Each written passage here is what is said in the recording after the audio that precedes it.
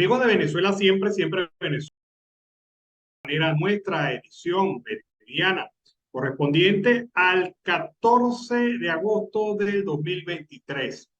Como siempre, a través de este canal, llevándoles a ustedes información, comentarios, noticias, música, entrevistas, todo lo que tiene que ver con Venezuela y su migración a lo largo y ancho del mundo. Esto lo hacemos en señal abierta a través de 5 emisoras que se enlazan desde Aruba hasta el Arauca Binacional para llevarles a ustedes la mejor información.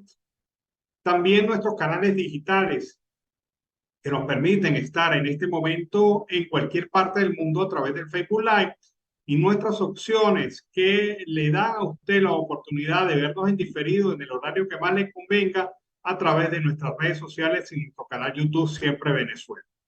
Como siempre es un trabajo en equipo en donde está Vanessa Chacón en la producción, Camilo García en redes sociales y apoyo técnico, nuestro equipo de operadores, también nuestros colaboradores en Colombia, Venezuela y otras partes del mundo, todos bajo la coordinación de su servidor, Alan Peralta. Iniciamos nuestra jornada informativa del día de hoy de esta manera. Hay un elemento importante de análisis. Vamos hoy a irnos desde la extrema derecha hasta la extrema izquierda. Y ustedes dirán, ¿qué es eso, Alan? Bueno, se los voy a explicar muy claramente. En Argentina, cosa que aparentemente no nos debería impactar, pero sí nos van a impactar, ha ganado el candidato de la extrema derecha, Javier Milei, un hombre que ha hecho propuestas radicales y ganó las primarias en Argentina con el 30% de los votos, dejando en el segundo lugar a los representantes de la oposición de derecha Macri y dejando en tercer lugar a la izquierda tradicional, la argentina, la del Partido Peronista, representada por el kirchnerismo en este momento. Milei ha dicho muy claramente, como representante del Partido Libertad Avanza, que va a enfrentar frontalmente a la izquierda en su país. Y esto lo ha dicho con propuestas contundentes, va del dicho al hecho. Ha señalado para estas primarias que ha ganado que su orientación es libertaria y ha indicado que a pesar de que las encuestas lo habían dejado en tercer lugar, ha sido él el que ha ganado estas primarias en Argentina. Sus propuestas están claras: eliminar el Banco Central de Argentina, dolarizar la economía, privatizar empresas públicas del Estado, cerrar el Banco Central de Argentina, oposición a temas de aborto, oposición a temas de educación en temas de género e identidad en escuelas públicas. Ha señalado y ha calificado los sectores tradicionales de la política argentina, especialmente a los de izquierda, de formar parte de una casta que no ha permitido progresar al país, y ha sido comparado con Donald Trump y Jair Bolsonaro. Hemos logrado construir una alternativa competitiva, ha dicho Milei, que no solamente dará fin al kirchnerismo, sino que dará fin a la casta política parasitaria que ha sido inútil en Argentina. Bueno, sus propuestas son totalmente radicales y de extrema, pero uno dice muy claramente que de consolidarse el triunfo de Milei el próximo 22 de octubre, que coincidencialmente es la fecha de las primarias en Venezuela, Milei va a generar un terremoto político en América Latina. ¿Por qué?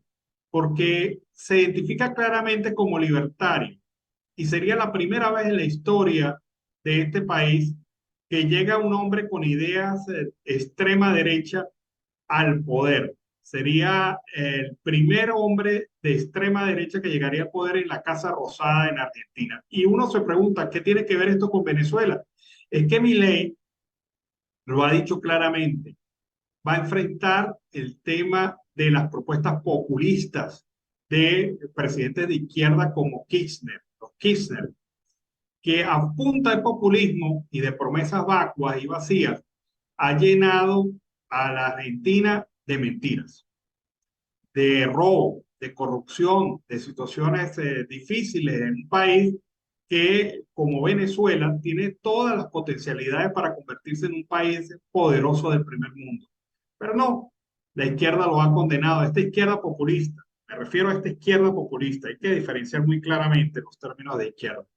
Pero la izquierda populista ha destruido las esperanzas de los pueblos y Milei se presenta como un cambio. Y es totalmente radical.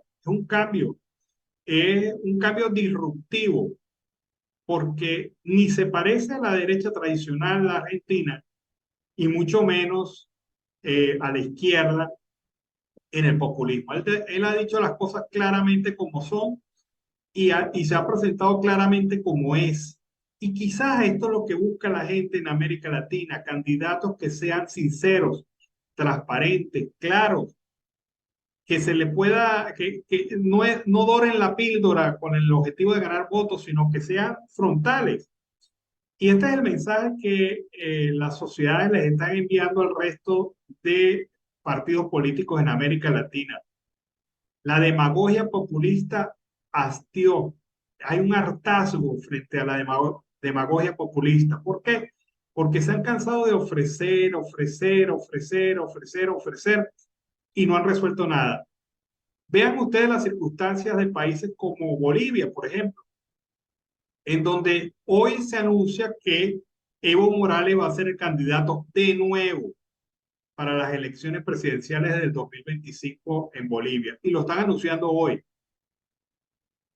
Y esta circunstancia pues hace entender que los pueblos no pueden caer en esta dinámica de ciclos cerrados, porque definitivamente esta dinámica es lo que ha condenado a América Latina al atraso.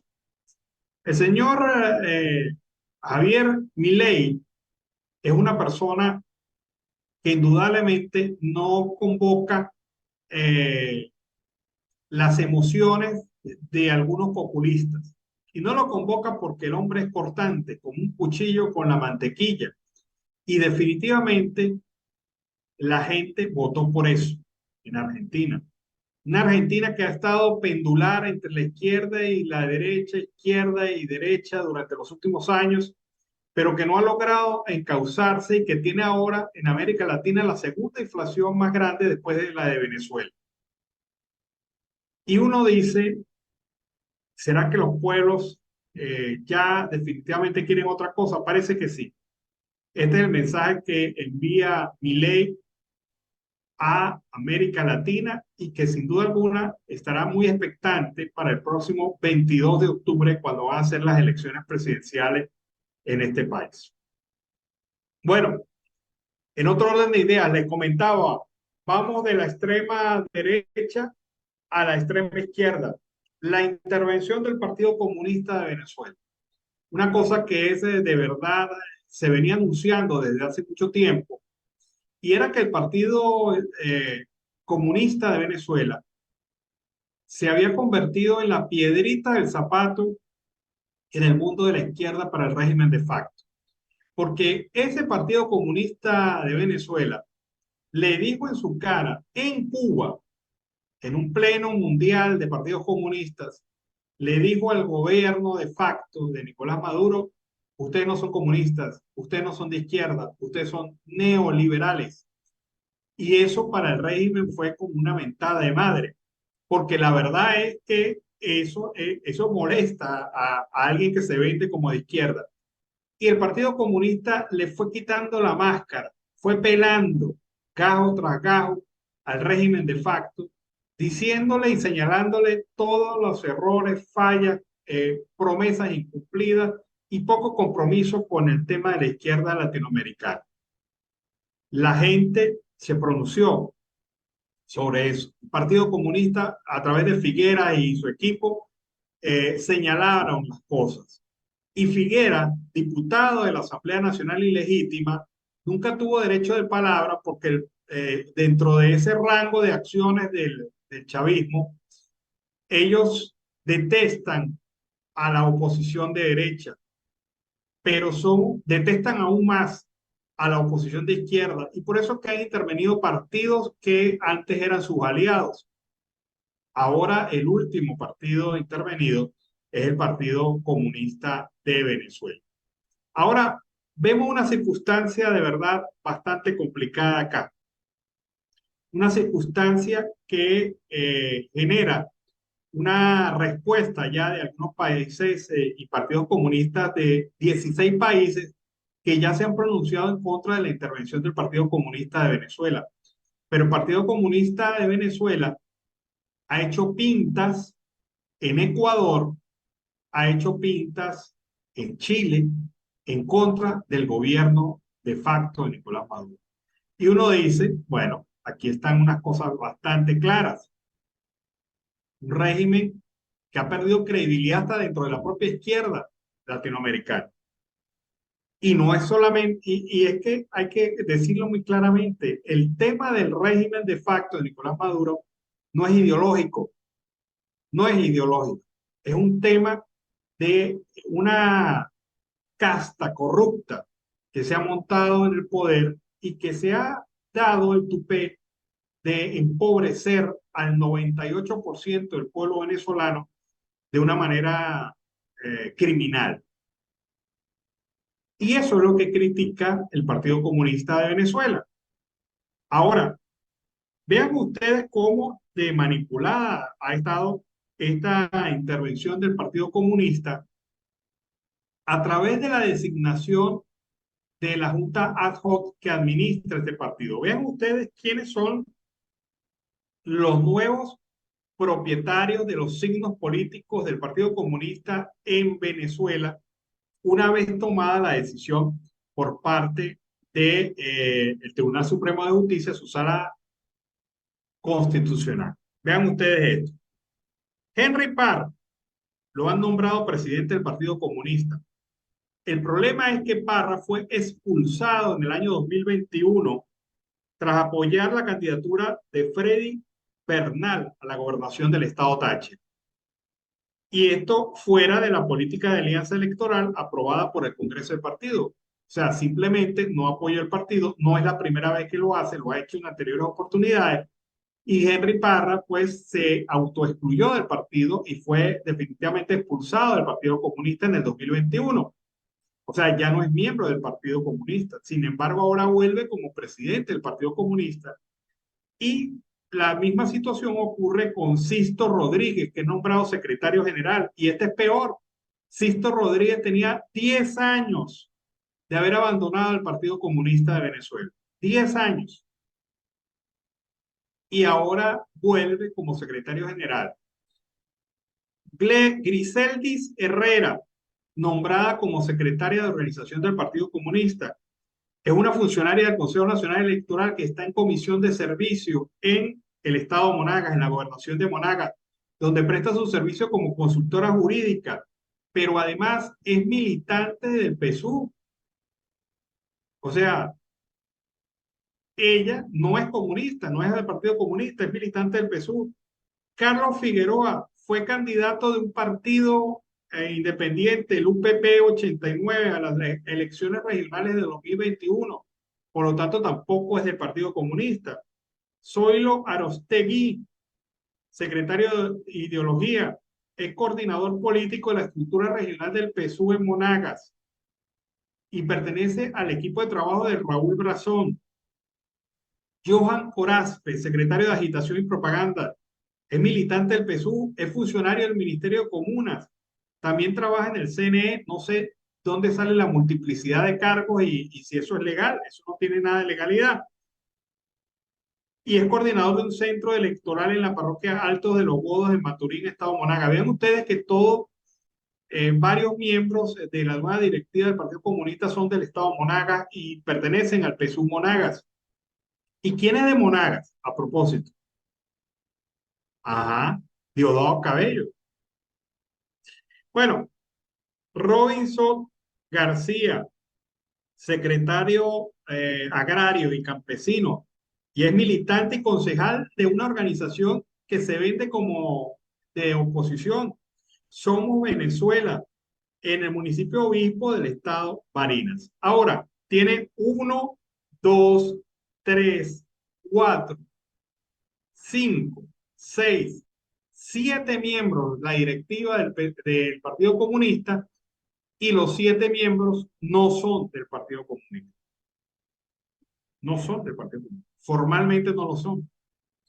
El único que rescato allí es Henry Parra, que desde los tiempos de estudiante universitario siempre fue parte del Partido Comunista, pero en el 2021 fue expulsado del Partido Comunista por acciones de rompimiento de la línea política del partido, que no es la primera vez que lo hacía, lo había hecho en anteriores oportunidades sin sanción, pero en esta oportunidad es sancionado, fue sancionado. Ahora, si usted tiene una directiva de 7, de los cuales 3, por lo menos 3, tienen vinculaciones directas con el PSUV y son del estado de Diosdado Cabello, indudablemente que la intervención del Partido Comunista de Venezuela no es otra cosa sino trasplantar un ideal político del PSUV a la administración de una organización política como lo es Partido Comunista. Es una intervención ficticia, es una intervención manipulada y es una intervención que forma parte del mismo patrón de intervenciones que ha hecho el gobierno de facto a través del Tribunal Supremo de Justicia en contra de organizaciones tanto de derecha y más con organizaciones de la llamada Alianza de Partidos del Socialismo. Hágase usted su propio criterio, su propia idea sobre este tema que le acabo de exponer. La situación allí lo dice claramente. Acomodaron un partido para que dejara de ser la piedra en el zapato. Sin embargo, los comunistas, a través de Figuera, prometen que ahora, si antes eran bregadores, ahora van a bregar el doble para demostrar, desnudar un gobierno que se vende como comunista, como socialista, pero no deja de ser un gobierno de mafia enquistada, criminales manejando a Venezuela. Hay otro tema que me gustaría plantearles, un trabajo interesante que ha hecho nuestro aliado informativo, el Pitazo. El Pitazo ha tratado el tema de la proliferación de bancos de sangre irregulares en territorio venezolano. Veamos en qué consiste esta denuncia y el análisis que hace el Pitazo en esta materia. En el Pitazo suena el tema del día con Vanessa Costa. La doctora Nelly Vázquez de Martín, hematóloga del Banco Municipal de Sangre y representante del Grupo de Medicina Transfusional de la Sociedad Venezolana de Hematología, denunció la proliferación de bancos de sangre ilícitos que no cumplen con los estándares y controles sanitarios necesarios. Creo que la Contraloría Sanitaria quizás esté en manos de personas que no tienen la debida preparación para dar o autorizar pues la apertura de los bancos de sangre y tampoco no se sabe si estos tienen la infraestructura apropiada.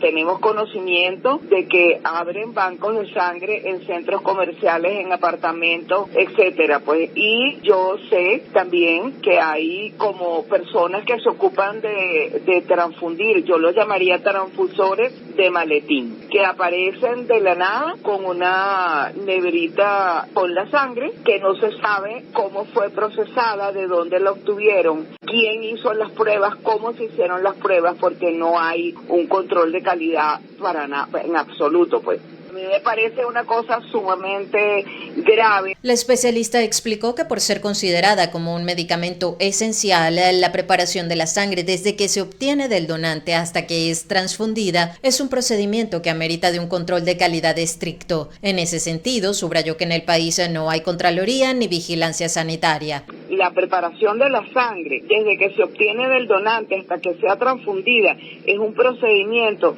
que amerita un control de calidad estricto, tanto así que se debe seguir por las buenas prácticas de manufactura, porque la sangre es considerada un medicamento esencial.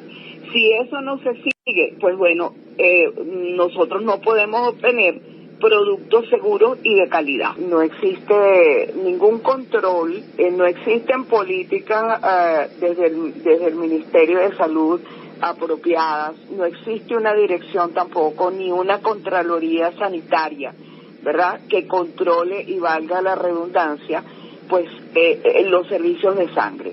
Ni la apertura de los servicios de sangre, ni tampoco hay vigilancia sobre los que están abiertos. La especialista hizo un llamado a los ciudadanos a no comprar sangre de la que se desconoce su procedencia o si ha sido tratada correctamente. Los riesgos son múltiples porque, por ejemplo, hay reacciones adversas, o sea, puedes transmitir enfermedades a través de la transfusión si no se le han realizado las pruebas serológicas apropiadas para descartar estas enfermedades. Una sangre que es procesada con toda la ley no tiene riesgo cero. Ahora, imagínate tú una sangre que no sabemos cuáles son las pruebas que le han procesado. Tenemos conocimiento de que hacen pruebas para descartar enfermedades transmisibles por la transfusión, que son rápidas, que no son pruebas apropiadas, que los familiares desesperados acuden a eso. Pero también desde los mismos bancos de sangre y los profesionales de la salud de los hospitales han enviado, o envían, mejor dicho, a los familiares, y los familiares son los que prácticamente están liderando todo eso. Los familiares son los que no deberían hacerlo. O sea, en una situación de dificultad que tienen con su familiar, ellos no pueden estar buscando la sangre. Eso se tiene que ocupar es los bancos de sangre. Las personas pagan por una sangre que no saben ni de dónde viene. Asimismo, la doctora Vázquez de Martín refirió que quienes se recurren a los bancos de sangre ilícitos corren el riesgo de que lo que compren no sea lo que el paciente requiere. Cuando uno habla de que una unidad de glóbulo rojo es separada en 3 unidades, ¿verdad? ¿Eso qué quiere decir? Que cada unidad que la persona compra a lo mejor no va a ser tan efectiva en ese paciente. Es un negocio porque de una unidad sacan 3. O por ejemplo, que un paciente necesite plaquetas y en lugar de plaquetas le dan plasma rico en plaquetas o plasma fresco congelado. Eso es una cosa grave. Vázquez de Martín también denunció que los reactivos que son utilizados en el país para hacer las pruebas serológicas a la sangre donada no cumplen con los requisitos de calidad y se desconoce el criterio de selección. En el ministerio prácticamente no existe un programa de sangre como tal. Hay una desorganización completa, no existen unas políticas adecuadas. Si no existen políticas, pues nosotros no podemos mejorar. No podemos mejorar la donación voluntaria. La donación voluntaria es la más segura. Entonces no podemos avanzar en nada.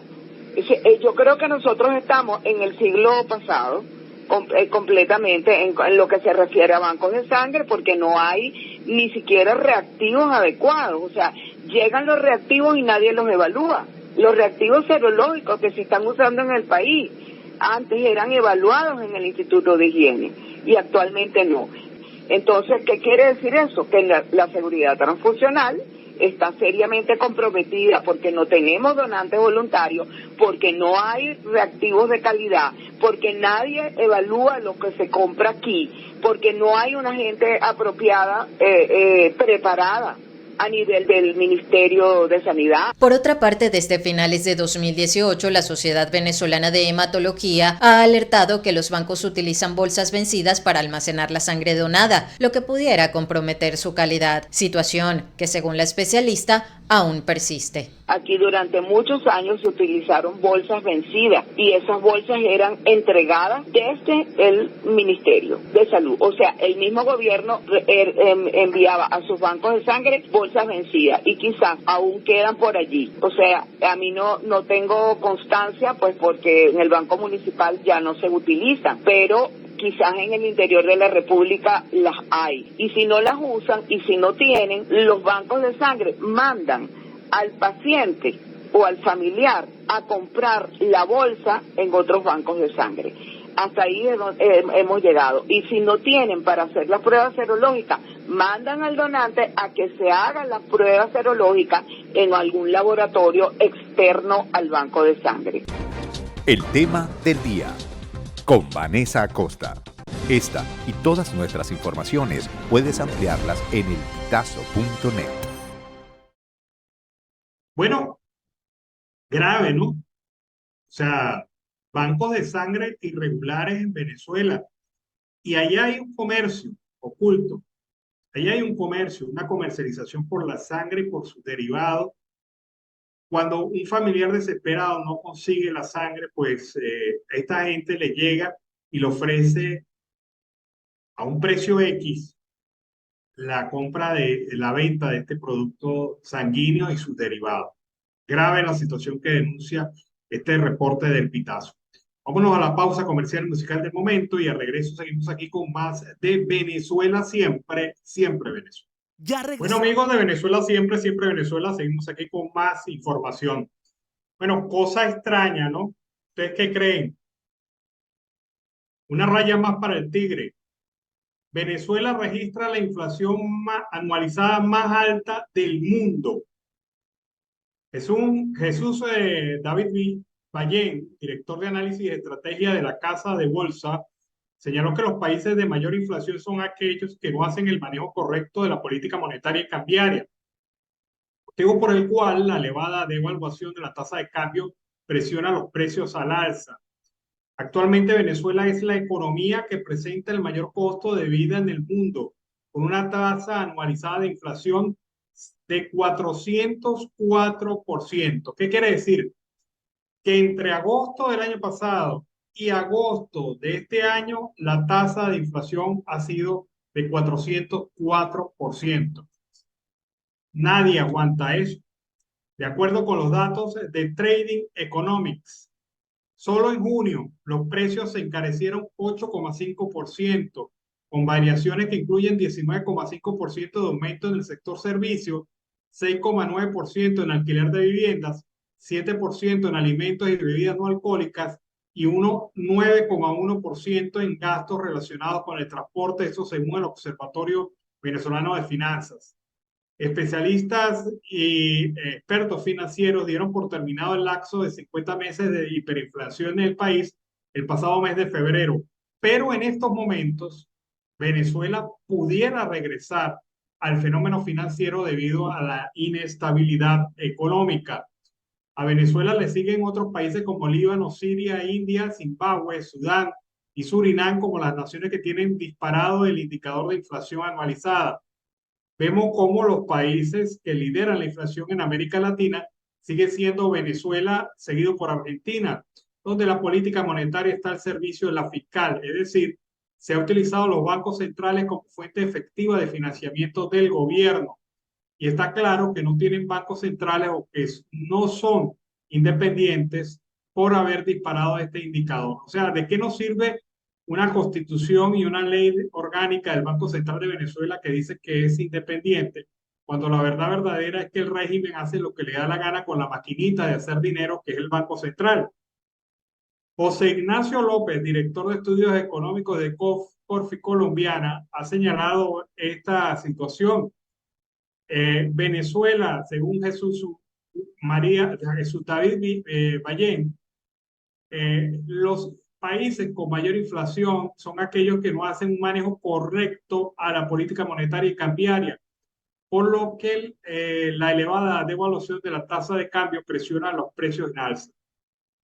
Un nuevo informe de Moody's Analytics señaló que la inflación en América Latina ya se encuentra en un ciclo decreciente, con excepción de Argentina y Venezuela. O sea, Argentina y Venezuela son los que le elevan el indicador negativo al resto de América Latina. Esto ha sido resultado de condiciones monetarias restrictivas y de la moderación de los precios internacionales gracias a la normalización que se ha venido presentando en las cadenas de suministro global.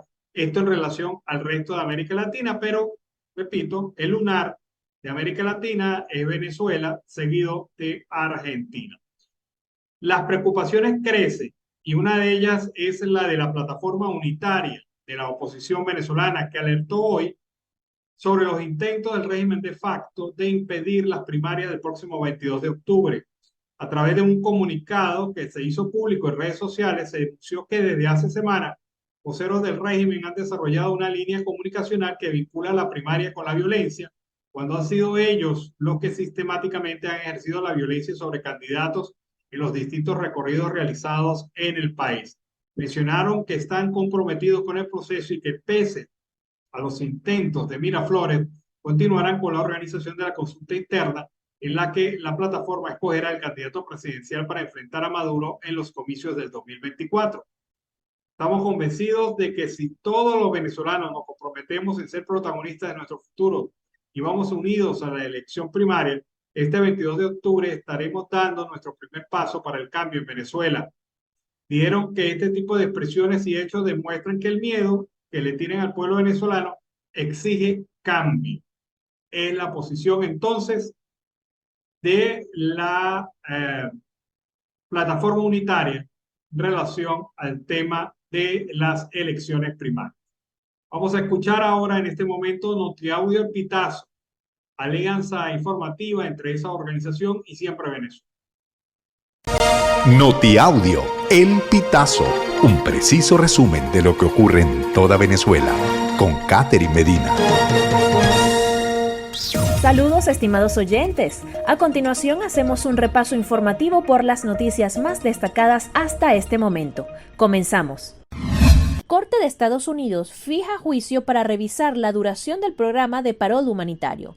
El juez federal Andrew Tipton fijó el 24 de agosto como la fecha en la que inicia el caso judicial donde se examinará la validez y vigencia del parol humanitario, después de que 21 fiscales de estados republicanos introdujeran una demanda de 39 páginas contra el programa. El veredicto sobre el parol humanitario se espera en las próximas semanas. En caso de que estos 21 estados ganaran la demanda, se prohibiría la implementación del programa, que pasaría a ser ilegal.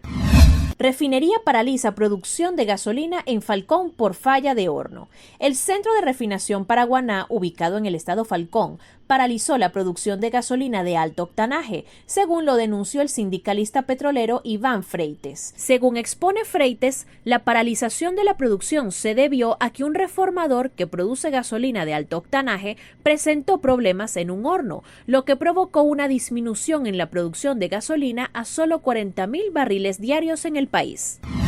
La Guardia Nacional rescata a productor de Barinas secuestrado en Cojedes. El Grupo Antiextorsión y Secuestro de la Guardia Nacional liberó este sábado 12 de agosto al productor agropecuario Jongli José Rojas Paredes, de 39 años, luego de que este permaneciera secuestrado en el Pao, estado Cojedes, desde el pasado 5 de julio.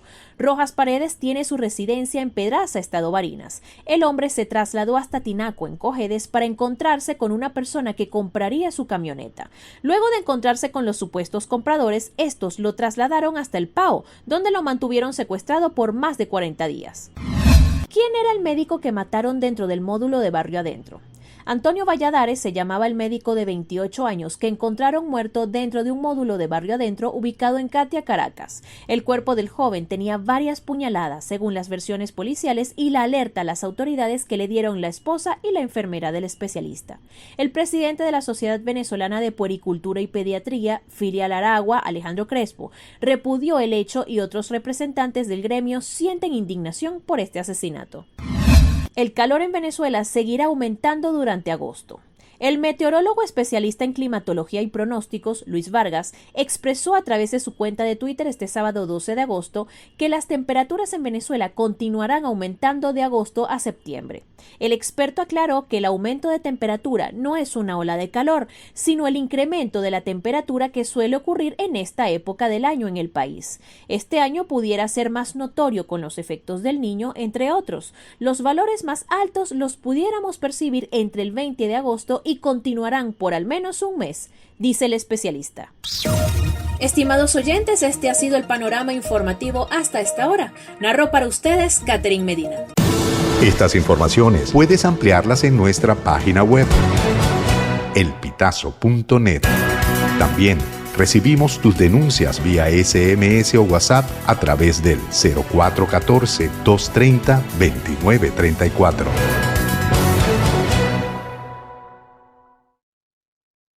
Bueno, amigos de Venezuela Siempre Venezuela, seguimos aquí con más información. Me hace llegar una información nuestro amigo, el doctor Alejandro Crespo, médico venezolano, una persona que hemos entrevistado ya aquí en Siempre Venezuela, pero la información que nos hace llegar es preocupante.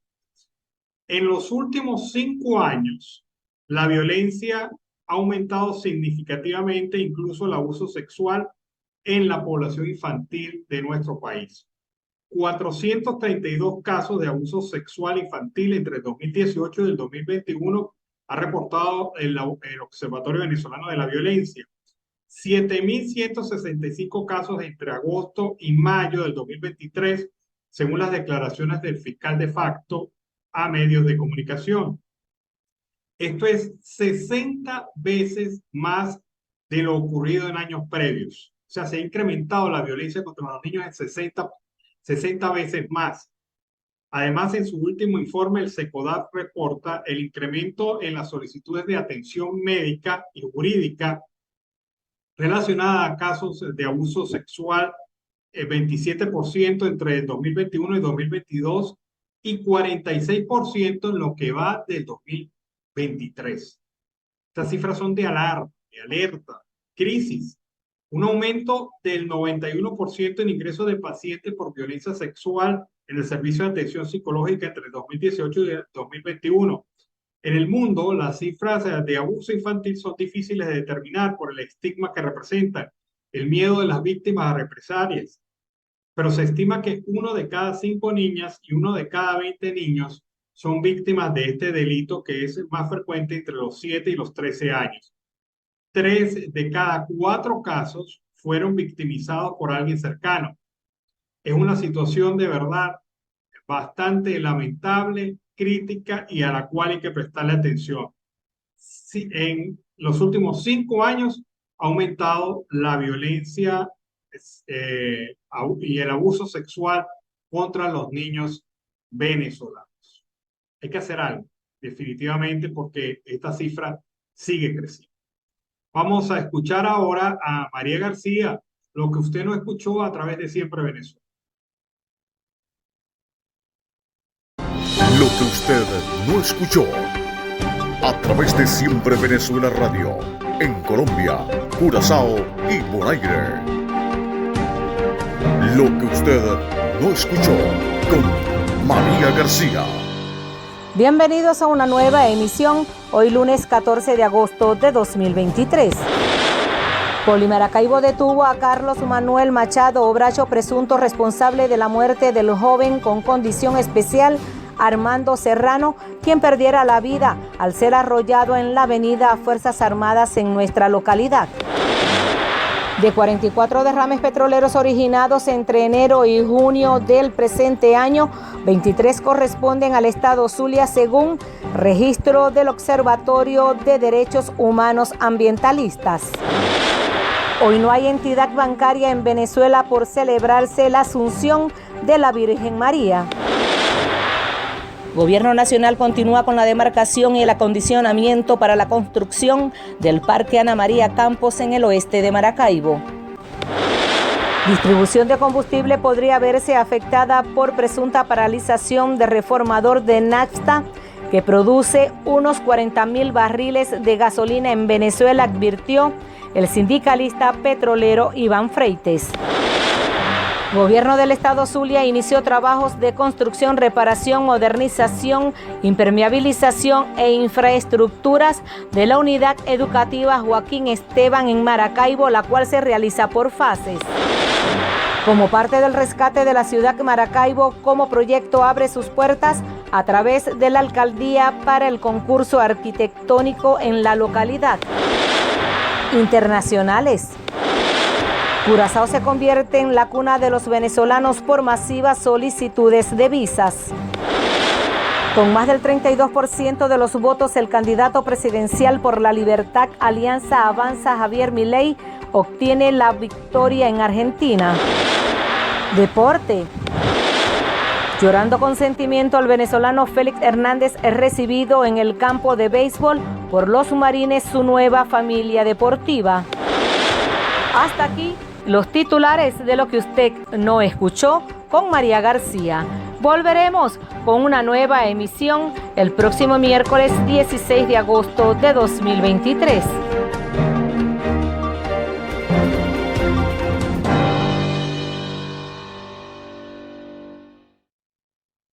Bueno, seguimos aquí con más información en Siempre Venezuela. Fíjense que el gobierno de facto anunció hoy que formalizó una apelación ante la Corte Penal Internacional al presentar formalmente su escrito en contra de la decisión que autorizó la reanudación de la investigación en el caso Venezuela 1. Además de poner sus razones, que sabemos que son irrazonables, el gobierno ha venido indicando que la Sala de Cuestiones Preliminares tomó una decisión influenciada. Hay que señalar que la Sala de Cuestiones Preliminares de la CPI dijo que la investigación sobre Venezuela no se suspende, como había pedido el gobierno, mientras se decide si esta apelación continuará o no.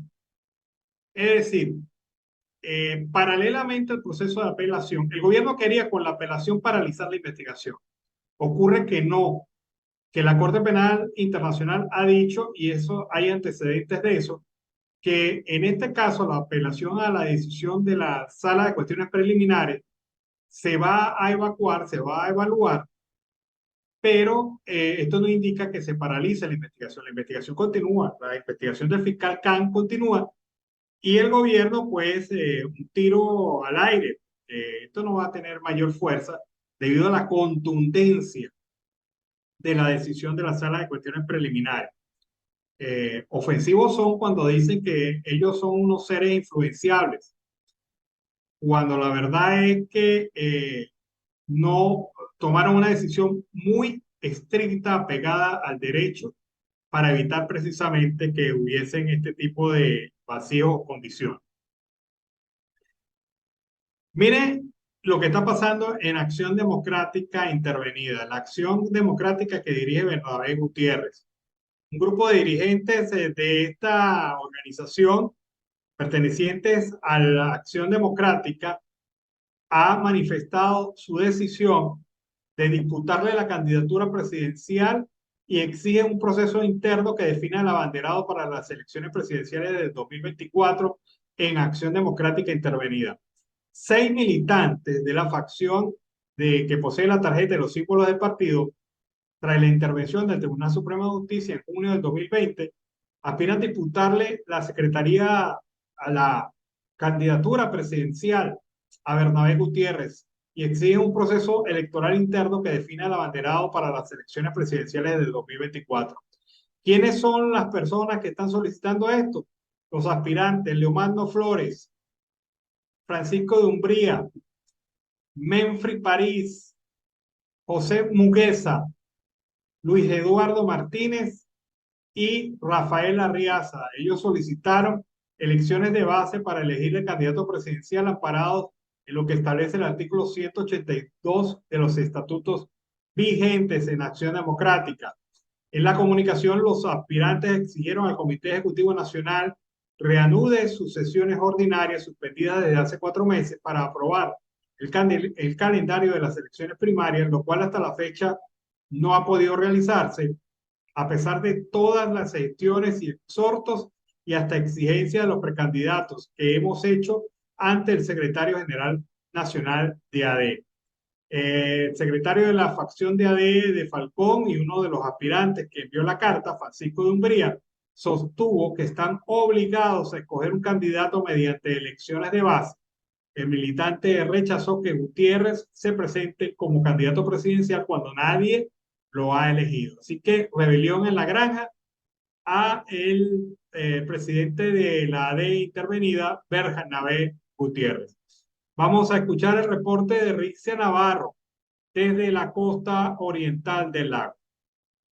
Gracias por el pase a los estudios desde el municipio Lagunillas, costa oriental del lago, estado Zulia, Venezuela.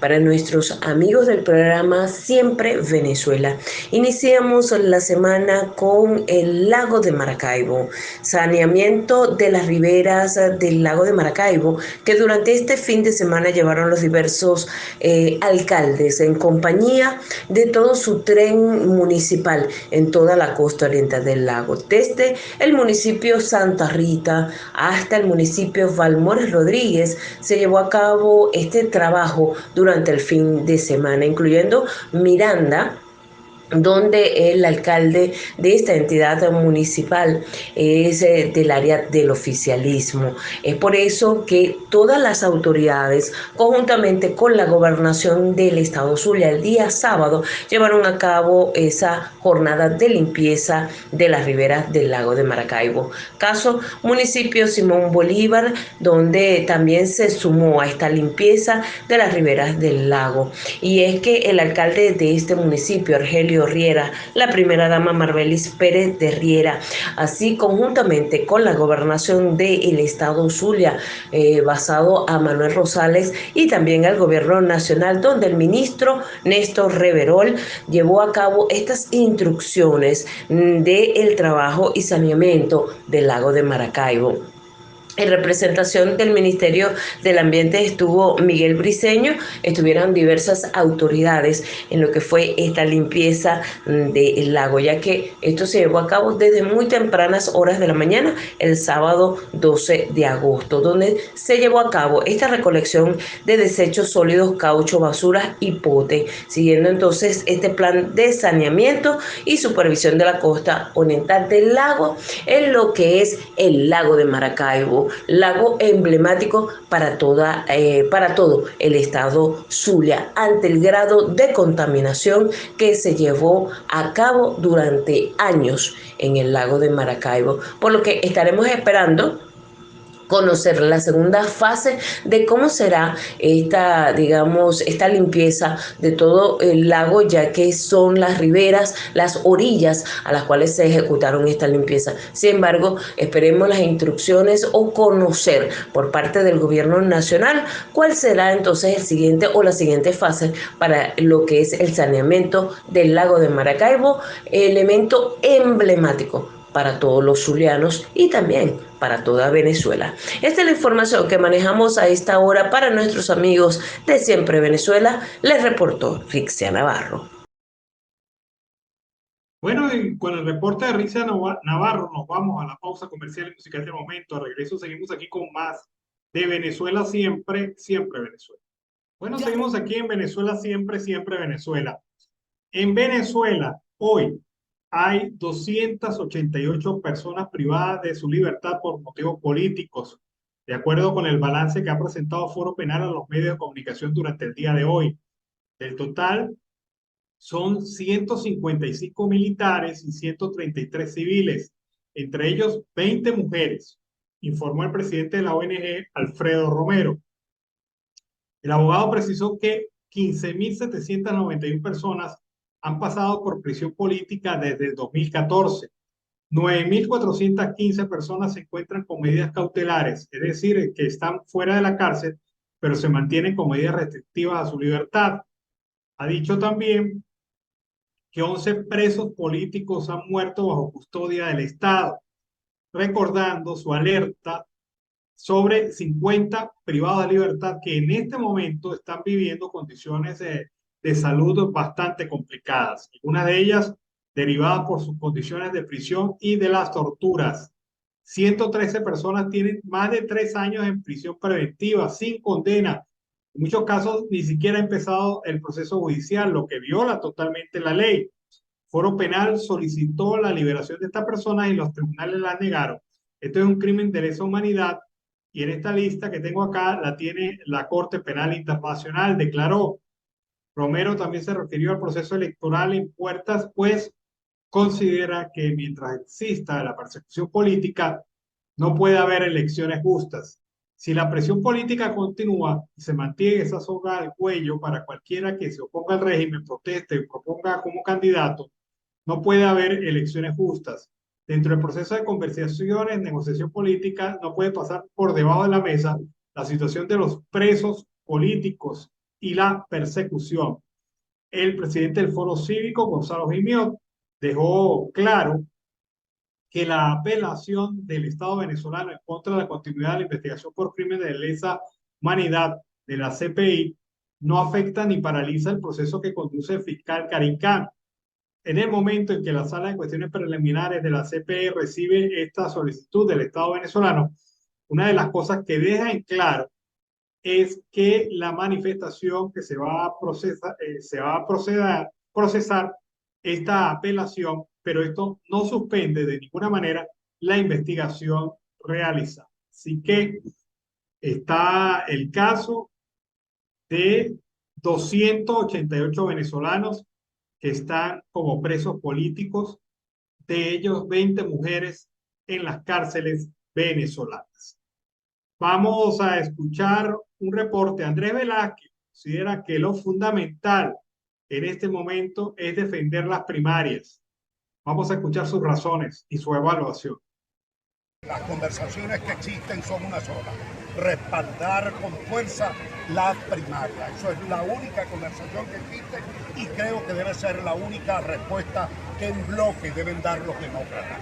Porque si no se da en bloque la respuesta es, pudiéramos decir, como lo dice la misma María Corina, una cuestión inútil. Yo creo que pierde el país, pierden los venezolanos si los demócratas no dan una respuesta en bloque contundente, firme, en relación a que nada de lo que intenta el régimen va a detener nuestra primaria. Eso para nosotros está suficientemente claro.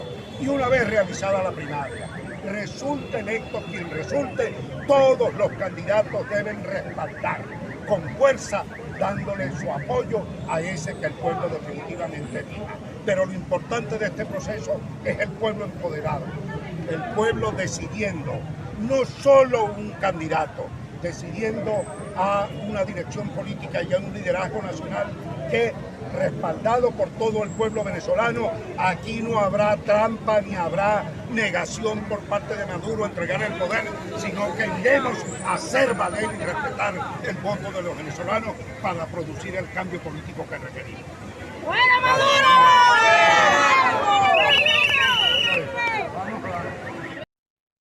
Bueno, la posición clara de Andrés Velázquez sobre el tema de las primarias. Una noticia agridulce. El Instituto Nacional de Migración de México informó hoy que se dará una indemnización de $8,2 millones a los familiares de las víctimas del incendio ocurrido en la estación migratoria fronteriza Ciudad Juárez, en el norte de México.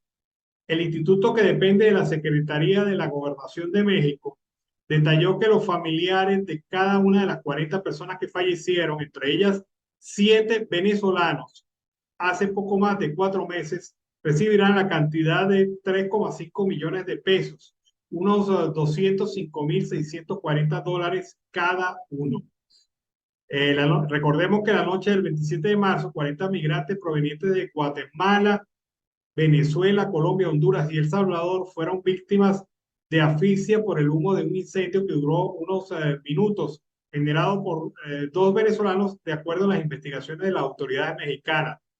Por estos hechos también se ha procedido contra el titular del Instituto Nacional de Migración de México, Francisco Garduño, quien está vinculado a un proceso penal en el territorio mexicano, así como diversos funcionarios de menor rango administrativo.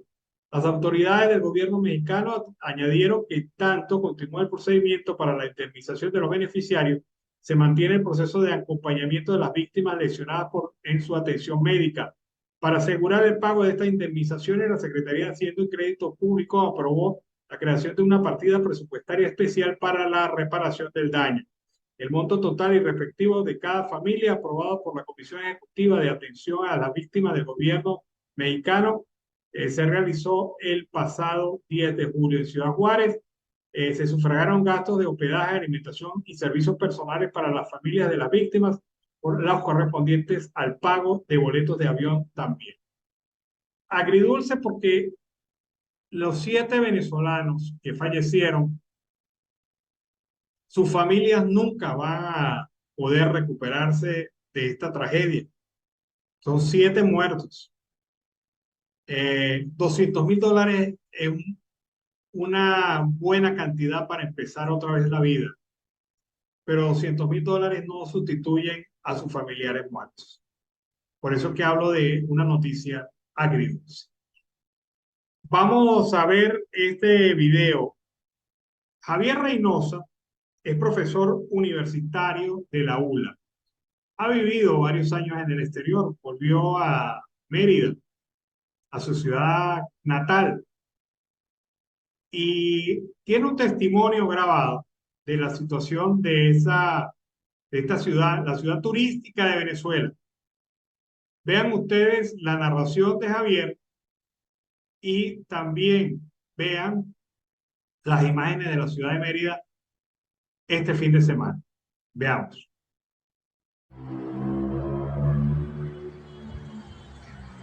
Esta es una ciudad fantasma después a esta hora. Se llama Mérida. La gente ya a esta hora está durmiendo. Este es el centro de la ciudad. No es peligroso porque los malandros se fueron todos para Chile. Pero bueno, ves que solo, las casas solas, los negocios solos, todo muy pobre, ¿sabes? Porque, bueno, Venezuela pasó el socialismo, pues. Desafortunadamente para nosotros los venezolanos, pues, es muy triste, muy triste. La destrucción total. ¿Te acuerdas de este edificio?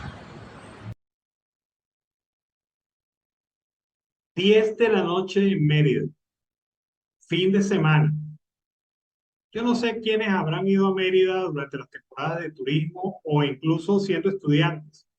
Recordarán cómo era Mérida a esa hora.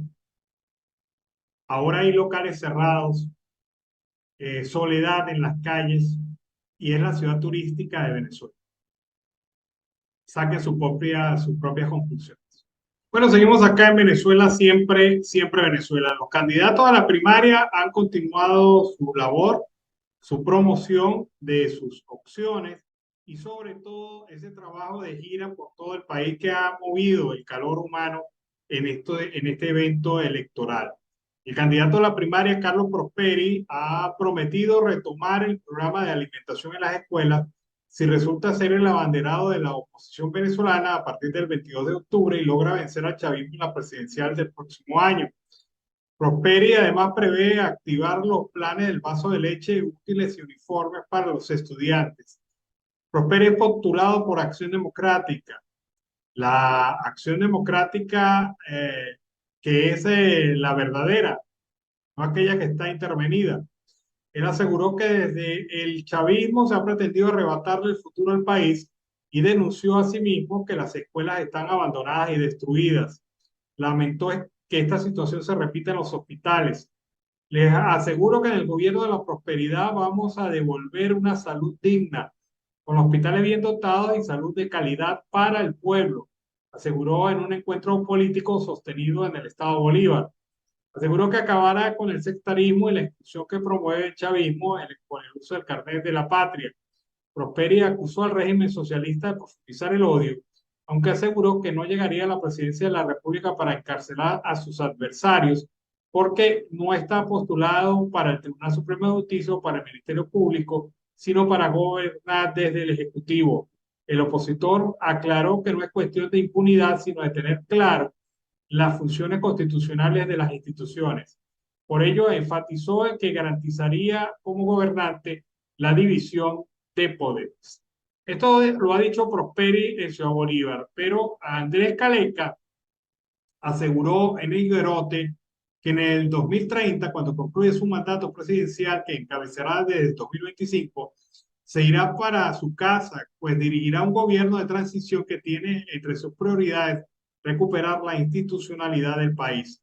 En el 2030 le entregaré el poder a quien el pueblo venezolano elija como el primer mandatario del país, pues yo solo gobernaré por un periodo presidencial y después me iré para mi casa, aseguró Caleca, quien está convencido que el próximo será un gobierno de transición que permita reinstitucionalizar al país y recuperar los valores de la democracia. Durante su visita a Higuerote, el también candidato del Movimiento por Venezuela reiteró que el próximo gobierno debe enfocarse en recuperar los valores democráticos que han sido dejados de lado por quienes hoy detentan el poder en Venezuela. Dijo que recuperar el papel que cada una de las instituciones tiene y los entes del Estado le asigna la Constitución será una prioridad durante su mandato. Lo ha dicho el señor Andrés Caleca en el marco de su visita para la ciudad de Higuerote, en el estado Miranda, en Venezuela. Vamos ahora a ver este reporte. Leoceni García no es candidato a las primarias. No es candidato a ningún cargo de elección popular. Está inhabilitado políticamente según la Contraloría, y esto ha sido por la manera injusta como se ha manejado su caso. Una de las cosas más insólitas del caso de Leoceni García es que él no ha tenido cargo público y ya ha sido inhabilitado por la Contraloría. Pues bien, Leoceni García ha hecho algo interesante. Ha realizado un acto político público en Caracas a pesar de su inhabilitación por parte del régimen. Veamos lo dicho y la presencia de personas en una parroquia popular de Caracas. Veamos. Necesito un compromiso de ustedes hoy conmigo, y yo tengo un compromiso hoy con ustedes. Xiomara me dijo en estos días, creo que ayer, sentada en la oficina, me dijo: ¿para dónde va esto, Leoceni? El pueblo nos ha respondido: ¿para dónde va esto? Yo no sé para dónde voy, pero yo sí sé en manos de quién estoy. Yo no sé dónde va a terminar mi vida, pero sé en quién tengo puesta mi confianza. Yo le juro, como juraría por mi vida, denme su confianza, llévenme en hombros, y yo sacrificaré la última gota de sangre al servicio de este pueblo para que los destinos de Venezuela cambien.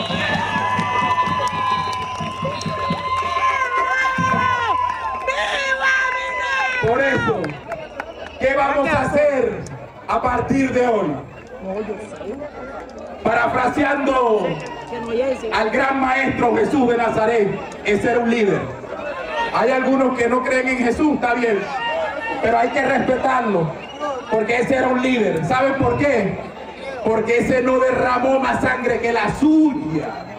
Ese no le dijo a los apóstoles: métanse en una cruz. O no le dijo a la gente, como dicen los políticos: ven a marchar, ven a protestar para que me levanten la inhabilitación. No, ese se metió en una cruz y dio su propia vida. Entonces, parafraseando al maestro Jesús, yo hoy quiero decirle: a partir de hoy, en cada barrio y en cada cerro, vayan, toquen el corazón del que no tiene esperanza y díganle que una Venezuela se está levantando. Vayan, vayan, toquen la puerta de cada cerro y díganle a los paralíticos que se van a levantar con la fuerza de Venezuela. Vayan, toquen la puerta y díganle a los que no le tienen pan que hay un movimiento que le va a devolver el pan a los venezolanos. Vayan, toquen cada puerta. Vayan, toquen, toquen, toquen, hasta que cambiemos Venezuela.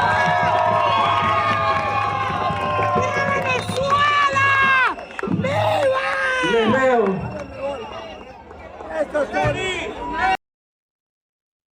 Bueno, fue muy buen acto, hay que reconocerlo.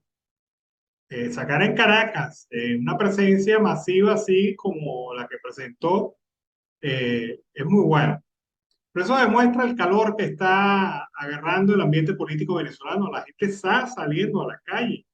El gobierno había pensado que había anulado la voluntad del pueblo de manifestarse. Sin embargo, ahora va con más fuerza porque las condiciones políticas, económicas y sociales del país así lo exigen. Indudablemente que las inhabilitaciones políticas de Enrique Capriles Radosky y María Corina Machado en la primaria opositora de octubre y elecciones presidenciales del 2024 han generado un intenso debate en la agenda de opinión pública. Esto hay que sumarle la inhabilitación de Superlano, del Partido Voluntad Popular. El oficialismo asegura que estas inhabilitaciones son válidas y legales. La oposición, a su vez, y organizaciones de derechos humanos indican que son violaciones claras a la Constitución venezolana y distintos tratados internacionales a los que está adscrito Venezuela. El Pitazo hizo un trabajo con Ali Daniels, el representante, director de la ONG Acceso a la Justicia, quien señaló que los procesos de inhabilitación a los que someten a Capriles y Machado no están apegados a derecho, pero contextualizó varios aspectos relacionados al tema. Uno de ellos es que recordó que el artículo 65 de la Constitución de Venezuela ha dicho que no podrán optar a cargo de elección popular quienes hayan sido condenados o condenadas por delitos cometidos durante el ejercicio de sus funciones y otros que afecten al patrimonio público. Y las inhabilitaciones, agrega, solamente pueden darse después de dictada una sentencia penal y no a través de procesos administrativos. Esto es lo que dice la Constitución de la República Bolivariana de Venezuela. Debe haber una pena de un tribunal, de un juez de la República, para que esto tenga alguna validez, porque la inhabilitación es accesoria. Una inhabilitación política implica la imposibilidad de ejercer o postularse a cargo de elección popular. La Constitución es expresa en señalar que solamente puede ser aplicada después de una sentencia penal. Las inhabilitaciones por vía administrativa no están contempladas en la Carta Magna. Daniel señaló que la decisión de inhabilitación a Capriles, María Corina Machado, a Superlano, se origina en la Ley Orgánica de Contraloría General de la República y del Sistema Nacional de Control Fiscal, formulada en el 2010 y que establece la sanción por vía del artículo 105. Sin embargo, esto viola la Constitución y una ley orgánica no puede estar por encima de la Constitución. Señaló como ejemplo que la inhabilitación de María Corina Machado es un incumplimiento del procedimiento, una inconsistencia jurídica que implica que la sanción de inhabilitación por vía administrativa proviene de una normativa de menor rango. Lo que se hizo en el caso de María Corina Machado pierde validez cuando no se cumple el procedimiento adecuado señalado en la Ley Orgánica de la Contraloría, que listó las fallas en el proceso. Una investigación que se inició en el 2015, pero ya no puede ser inhabilitada porque la ley establece que la sanción está condicionada a una prescripción de 5 años y han pasado 8. El proceso original del 2015 ni la decisión de la Contraloría fueron notificados a Machado, por lo que no tuvo derecho a defenderse. Al ser una inhabilitación que ocurrió sin cumplir con todo el procedimiento, carece de validez, además que violenta la Ley Orgánica de la Contraloría, la Constitución y tratados de derechos humanos. Esto es lo que explica Ali Daniels, representante de la ONG de Derechos Humanos. Vamos ahora a escuchar este reporte. Nino Rojas Castillo es un conocido locutor venezolano que está residenciado en Margarita. Él ha señalado que la crisis regional del turismo que se vive ya en la isla es importante, pero en plena temporada vacacional hay vacío en la isla, en varios hoteles. Y toma como referencia uno de los hoteles más concurridos, el Venetur, en donde ustedes van a ver un detalle interesante. Veamos este trabajo de Nino Rojas. Del 2023. Estoy en las instalaciones de lo que fuera el Hotel Hilton, que ahora es Venetur.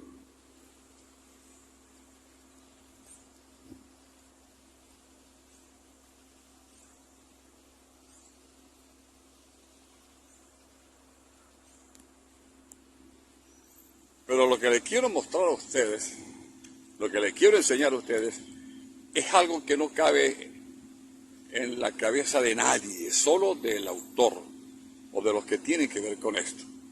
¿Ustedes creen que es posible que en este hotel venezolano la única bandera que exista hoy flameando aquí sea la de Cuba? Observen ustedes.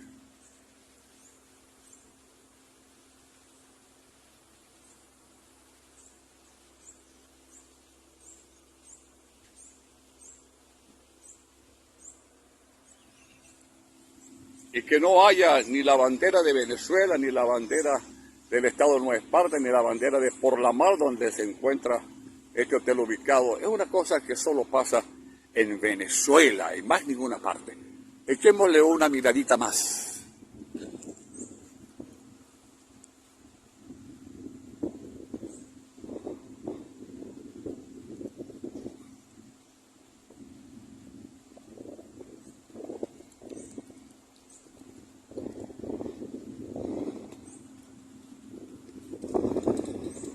Yo no tengo más comentarios. Como siempre, Nino Rojas Castillo con los hechos en primera plana. Hasta ahora. ¿Qué le parece? Un hotel en territorio venezolano, un hotel muy conocido en la isla de Margarita y un hotel que parece territorio cubano, donde la única bandera que ondea al frente del hotel, muy en alto, es la bandera de Cuba. Ese es el nacionalismo de este régimen, porque esa instalación hotelera es de Venetur, un organismo del Estado venezolano, del gobierno de facto, que administra el gobierno de facto. Ahí está el nacionalismo que estos carrizos dicen tener por el país. Es definitivo. Bueno, la ANDIET, que es la Organización de Instituciones Educativas Privadas, ha señalado a través de su presidente Fausto Romeo que hay una muy baja cantidad de jóvenes interesados en ser docentes y esto va a tener un impacto negativo en la calidad de la educación en un futuro corto y mediano. Los docentes venezolanos están entrando en una etapa de envejecimiento, sin hablar en el sentido peyorativo, porque no hay cuadros jóvenes que estén egresando para poder garantizar la sustitución de estos docentes. Son muy pocos los docentes que están inscribiendo, los estudiantes que se están inscribiendo. Destacó que en vista de la profesionalización del sector, que es necesaria para mejorar la calidad de educación, es vital contar con condiciones laborales que atraigan a los docentes y a los jóvenes a esta profesión. Se debe retomar el enamoramiento hacia la profesión. Venezuela requiere al menos 256.000 nuevos docentes para todos los niveles, áreas y modalidades, o de lo contrario, están en riesgo los próximos 100 años del país. Así lo señaló Carlos Calatrava, director de la Escuela de Educación de la Universidad Católica Andrés Bello. 8 institutos y núcleos en todos los estados. La Universidad Pedagógica Experimental Libertador es la institución dedicada exclusivamente a la preparación de docentes más grande del país y en los últimos años ha registrado 83,2% menos estudiantes, especialmente en carreras como geografía e historia, matemática, química, ciencia de la tierra y biología. Romero, en representación de la ANDIET, propone elevar el salario de los docentes privados a $250, aunque considera que sigue siendo insuficiente para atender las necesidades básicas de los maestros. Una vez que se tenga una buena formación, lo segundo es tener un buen sueldo. Nadie va a querer trabajar por lo que le están pagando. Señaló que el año escolar pasado se estaban pagando entre $120 y $150 a los docentes en los colegios privados. Lamentable y triste situación de la educación venezolana. Es que nadie quiere estudiar ahora educación. Nadie quiere estudiar educación. Los incentivos son muy bajos y las perspectivas de futuro son muy cortas. Vamos a escuchar ahora el reporte de Claudia Gutiérrez para Siempre Venezuela. Saludos y buenas tardes. Anlas Peralta, Carlos Miura, Uzcategui y la audiencia en Colombia, Venezuela, Aruba, Curazao, Bonaire, Chile, Estados Unidos. Les informa la periodista Claudia Gutiérrez, CNP 10.804, desde el estado Anzoátegui, oriente del país, Nueva Esparta, Margarita, La Perla del Oriente y del Tamacuro. A continuación con la información desde el estado Anzoátegui. Un nuevo equipo de rayos X entrará en funcionamiento en los próximos días en el Hospital Dr. Felipe Guevara Rojas de El Tigre, en el municipio Simón Rodríguez. Así lo anunció el gobernador del estado Anzoátegui, Luis Marcano, quien junto a la Autoridad Única de Salud en la entidad, Liafran Figueredo, inspeccionó la adecuación de los espacios donde se realizará la instalación del moderno y versátil equipo que viene a sustituir la máquina anterior que contaba con 15 años de uso y se encontraba fuera de uso. Marcano apuntó que la inversión de más de 4 millones de bolívares devolverá a la población un servicio que estaba paralizado por varios años. Con más información desde el estado de Nueva Esparta. En la isla de Margarita, los empresarios adelantan correcciones al borrador presentado sobre la ley de zonas económicas especiales. Aunque la isla no fue incluida en la firma de los decretos para activar la ley de zonas económicas especiales, los empresarios expresaron su convicción de que la aprobación para Nueva Esparta se dará una vez que realicen los cambios que se requieren debido a la convivencia en la región con el régimen especial de Puerto Libre. El sector empresarial indicó a través de un comunicado que uno de los puntos de honor que había propuesto desde la región insular es que la zona económica especificará su amplitud en todo el territorio de Nueva Esparta y no solo en la isla de Margarita. En efecto, así estará aprobado. A continuación, con la información desde el estado del Tamacuro.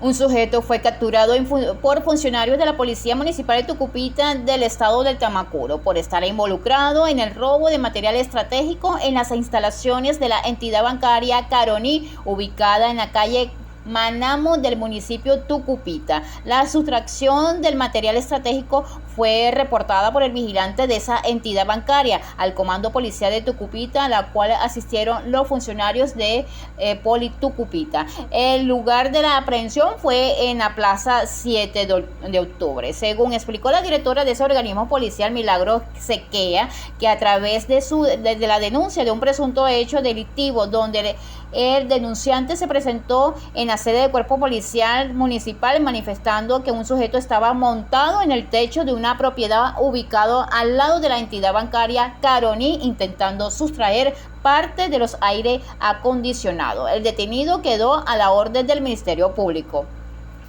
Hasta aquí con las informaciones. Les informó Claudia Gutiérrez, CNP 10804. Bueno, con el reporte de Claudia Gutiérrez finalizamos nuestra edición meridiana de Siempre Venezuela. Siempre hemos llevado información, música, entrevistas, detalles, todo lo que tiene que ver con Venezuela y su migración a lo largo y ancho del mundo. Ha sido un trabajo en equipo en donde ha estado Vanessa Chacón en la producción, Camilo García en redes sociales y apoyo técnico, nuestro equipo de operadores, también nuestros colaboradores en Colombia, Venezuela y otras partes del mundo, todos bajo la coordinación de su servidor Alan Peralta. Los espero en la próxima edición de Siempre Venezuela. Recuerden, de 4 a 6 de la tarde. Un gran abrazo, que tengan buen provecho. Siempre Venezuela es un programa que te brinda las mejores noticias, comentarios, análisis, entrevistas y música. Información sin censura en la voz de los protagonistas. Todo un equipo de producción de primer nivel. Siempre Venezuela lo encontrarás en las radios de tu preferencia. O si no, visítanos en nuestras plataformas digitales. Siempre Venezuela Radio. En Instagram, Facebook y Twitter. De lunes a viernes le decimos lo que en Venezuela prohíben. Porque somos Venezuela siempre, siempre Venezuela.